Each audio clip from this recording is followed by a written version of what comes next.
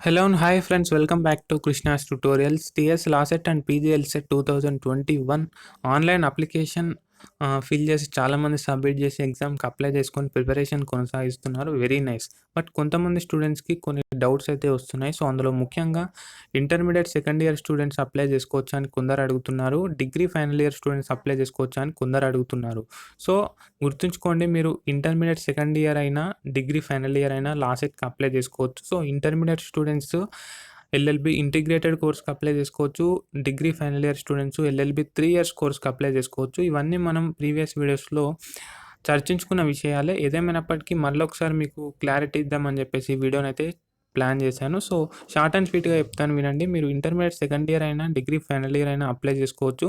So intermediate second year అయితే మీరు ఇక్కడ క్వాలిఫైయింగ్ ఎగ్జామినేషన్ దగ్గర ఇంటర్మీడియట్ ఆర్ ఈక్వివాలెంట్ అయితే సెలెక్ట్ చేసుకోవాలి.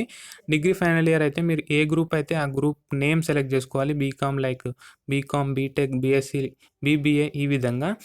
అండ్ ఫ్రెండ్స్, ఇక్కడ intermediate second year students intermediate second year hall ticket మాత్రమే ఎంటర్ చేయాలి.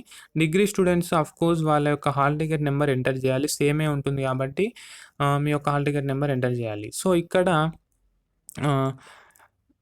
క్వాలిఫైయింగ్ ఎగ్జామినేషన్ మీరు ఆల్రెడీ అప్లికేషన్ ఫామ్ ఫిల్ చేసేటప్పుడు కూడా ఎంటర్ చేసే ఉంటారు. సో మీరు అప్లికేషన్ ఫీ పేమెంట్ చేసేటప్పుడు కూడా మీరు క్వాలిఫైయింగ్ ఎగ్జామినేషన్ అడుగుతుంది. మీరు అక్కడ ఎంటర్ చేసే ఉంటారు. సో క్వాలిఫైయింగ్ ఎగ్జామినేషన్ ఎంటర్ చేసిన తర్వాత హాల్ టికెట్ నెంబర్ ఎంటర్ చేయండి. అడిషనల్గా మీకు ఏమైనా పీజీ డిగ్రీ ఉంటే ఆడ ఎస్ లేదా నో అయితే నో సెలెక్ట్ చేసుకోండి.